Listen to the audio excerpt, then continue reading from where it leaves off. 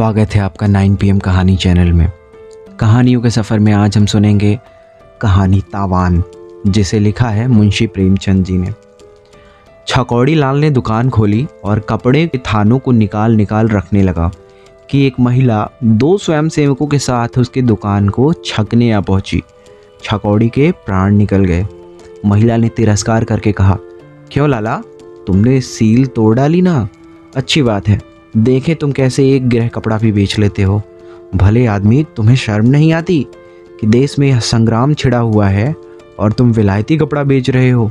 डूब मरना चाहिए। औरतें तक घरों से निकलने लगी हैं, फिर भी तुम्हें लज्जा नहीं आती? तुम जैसे कायर देश में ना होते तो उसकी यह अधोगति ना होती। छकौड़ी ने वास्तव में कल कांग्रेस की सील तोड़ डाली थी। यह तिरस्कार सुनकर उसने सिर नीचा कर लिया। उसके पास कोई सफाई न थी, जवाब न था। उसकी दुकान बहुत छोटी थी, ठेली पर कपड़े लगाकर बेचा करता था, यही जीविका थी।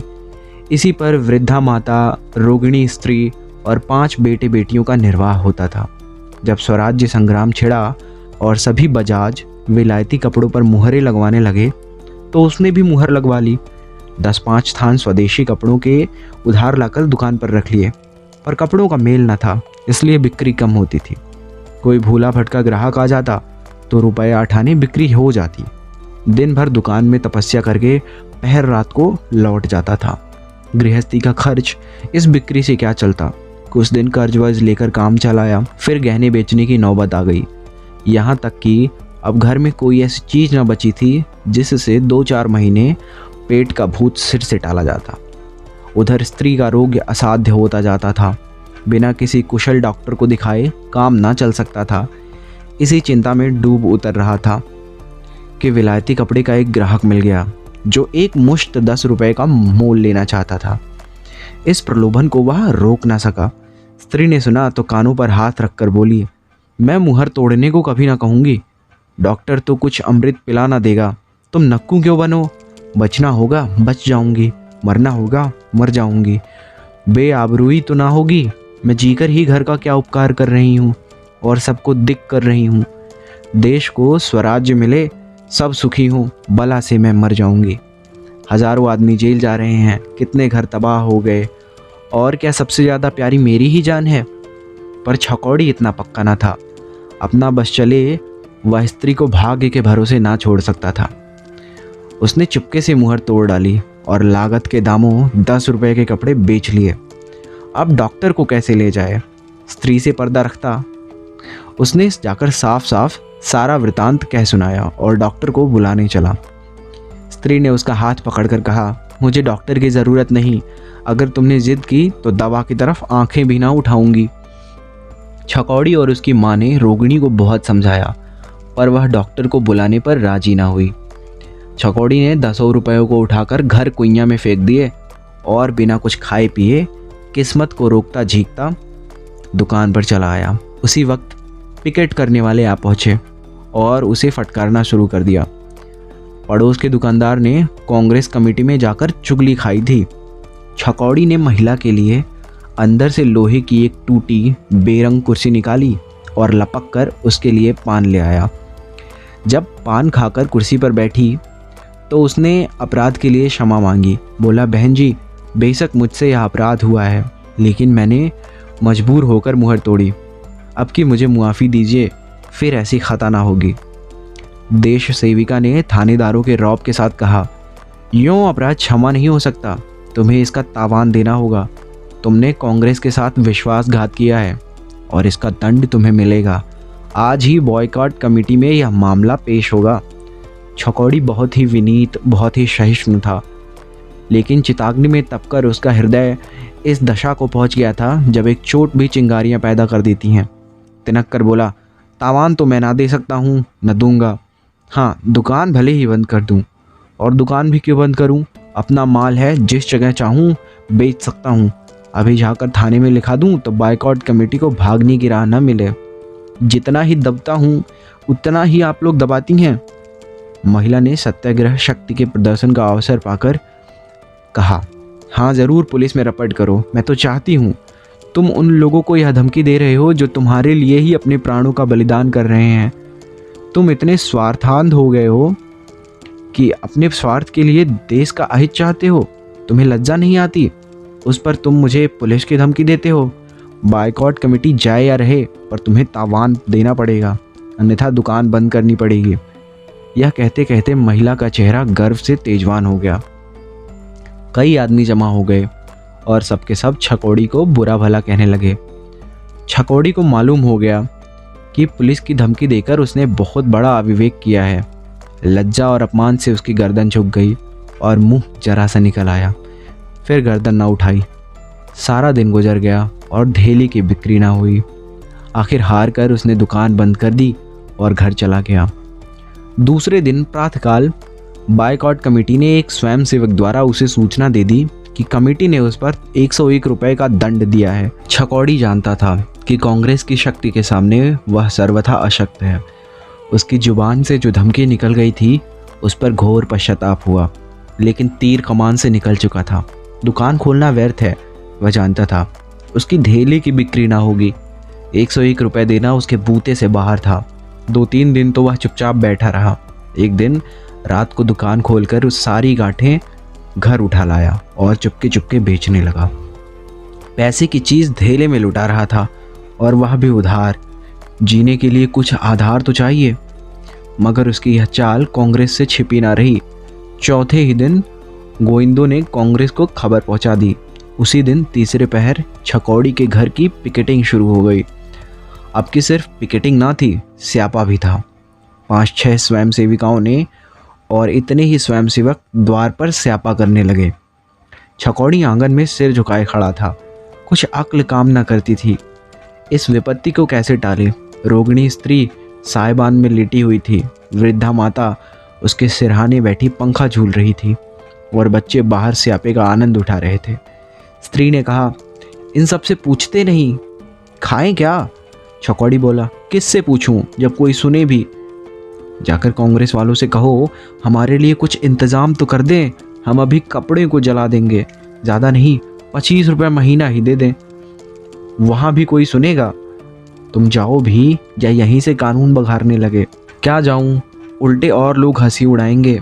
यहाँ तो जिसने दुकान खोली उससे दुनिया लखपति ही समझने लगती है।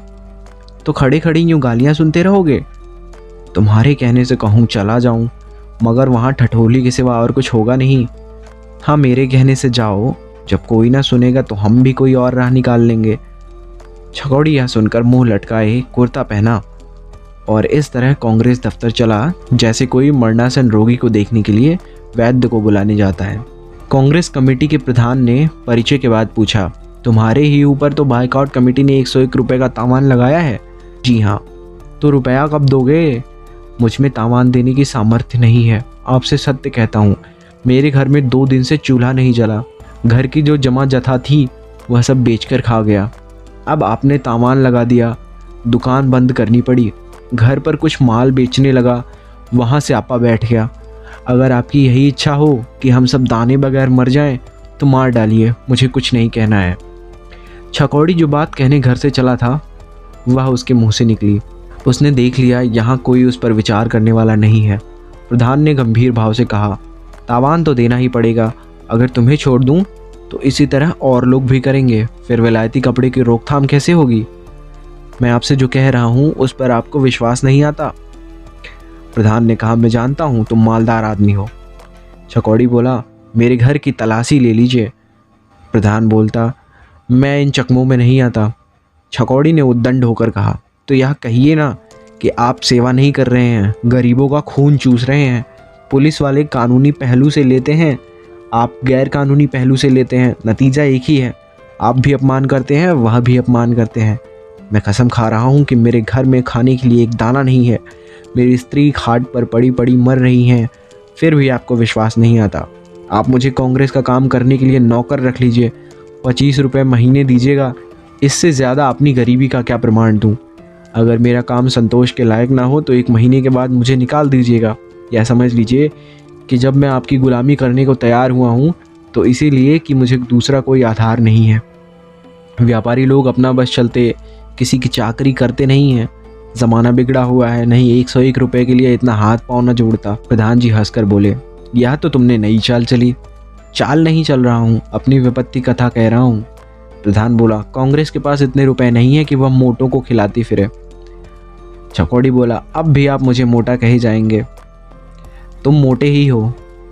छकौड़ी ने कहा, मुझ पर जरा भी दया ना कीजिएगा।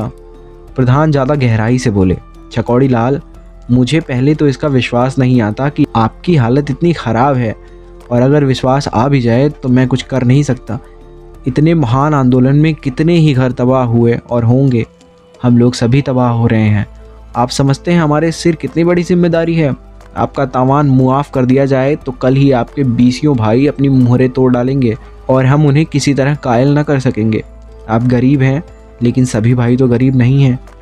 तब तो सभी अपनी गरीबी के प्रमाण देने लगेंगे। मैं किस किस की तलाशी लेता फिरूंगा। इसलिए जाइए, किसी तरह रुपए का प्रबंध कीजिए और दुकान खोलकर कारोबार कीजिए। ईश्वर चाहेगा तो वह दिन भी आएगा जब आपका नुकसान पूरा हो जाएगा। छकौड़ी घर पहुंचा तो अंधेरा हो गया था। अभी तक उसके द्वार पर स्यापा हो रहा था। घर में जाकर स्त्री से बोला, आखिर वही हुआ जो मैं कहता था। प्रधान को मेरी बातों पर विश्वास नहीं आया। स्त्री का मुरझाया हुआ बदन उत्तेजित हो उठा। उठ खड़ी हुई और बोली, अच्छी बात है, हम उन्हें विश्वास दिला देंगे। मैं अब कांग्रेस के दफ्तर के सामने मरूंगी। मेरे बदन उसी दफ्तर के सामने भूख से विकल हो कर तड़पेंगे। कांग्रेस हमारे साथ सत्याग्रह करती है तो हम भी उनके साथ सत्याग्रह करके दिखा दें। मैं इस मरी हुई दशा में कांग्रेस को तोड़ डालूंगी। जो अभी इतने निर्दयी हैं वह अधिकार पा जाने पर क्या न्याय करेंगे। एक इक्का बुला लो, खाट की ज़रूरत नहीं। वहीं सड़क किनारे मेरी जान निकलेगी। जनता के ही बल पर तो वह कूद रहे हैं। मैं दिखा दूंगी, जनता तुम्हारे साथ नहीं, मेरे साथ है। इस अग्निकुंड के सामने छकौड़ी की गर्मी शांत हो गई। कांग्रेस के साथ इस रूप में सत्याग्रह की कल्पना ही से वह कांप उठा। सारे शहर में हलचल पड़ जाएगी। हजारों आदमी आकर यह दशा देखेंगे। संभव है कोई हंगामा ही हो जाए। ये सब बातें इतनी भयंकर थी कि छकौड़ी का मन कातर हो गया।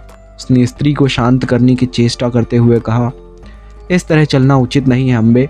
मैं एक बार प्रधान जी से मिलूंगा। अब रात हुई, स्यापा बंद हो जाएगा, कल देखी जाएगी।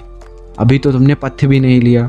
प्रधान जी बेचारे बड़े असमंजस में पड़े हुए हैं। कहते हैं अगर आपके साथ रियायत कर दें तो फिर कोई शासन ही ना रह जाएगा। मोटे मोटे आदमी भी मोहरे तोड़ने लगेंगे और जब कुछ कहा जाएगा तो आपकी नज़ीर पेश कर देंगे। अम्बा एक क्षण अनिश्चित दशा में खड़ी छकौड़ी का मुंह देखती रही, फिर धीरे से खाट पर बैठ गई। उसकी उत्तेजना गहरे विचार में परिणत हो गई और कांग्रेस की और अपनी जिम्मेदारी का ख्याल आ गया। प्रधान जी के कथन कितने सत्य थे यह उससे छिपा न रहा। उसने छकौड़ी से कहा, तुमने आकर यह बात क्यों ना कही थी। छकौड़ी बोला, उस वक्त मुझे इसकी याद न थी। प्रधान जी ने कहा है या तुम अपनी तरफ से मिला रहे हो, उसकी स्त्री ने कहा। छकौड़ी बोला, नहीं, उन्होंने खुद कहा, मैं अपनी तरफ से क्यों मिलाता। स्त्री ने बोला, बात तो उन्होंने ठीक ही कही। छकौड़ी बोलता है, हम तो मिट जाएंगे। स्त्री ने कहा, हम तो यूं ही मिटे हुए हैं। छकौड़ी ने कहा, रुपए कहाँ से आएंगे, भोजन के लिए तो ठिकाना ही नहीं, दंड कहाँ से दें। स्त्री ने कहा, और कुछ नहीं है, घर तो है, इसे रेहन पर रख दो। और अब विलायती कपड़े भूल कर भी नहीं बेचना, सड़ जाए कोई परवाह नहीं। तुमने सील तोड़कर आफत सिर ले ली है। मेरी दवा दारू की चिंता ना करो, ईश्वर को जो इच्छा होगी वही होगा। बाल बच्चे भूखे मरते हैं, मरने दो। देश में करोड़ों आदमी ऐसे हैं जिनकी दशा हमारी दशा से भी खराब है। हम न रहेंगे, देश तो सुखी होगा। छकौड़ी जानता था, अम्बा जो कहती है वह करके रहती है, कोई उज्र नहीं सुनती।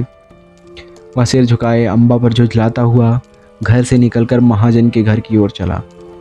यह कहानी देशभक्ति पर आधारित थी कि कैसे एक गरीब व्यापारी की स्त्री अपने देश के लिए अपनी जान की भी परवाह नहीं करती और घर में पैसे ना रहते हुए भी 101 रुपए चालान के देने को हाजिर हो जाती है।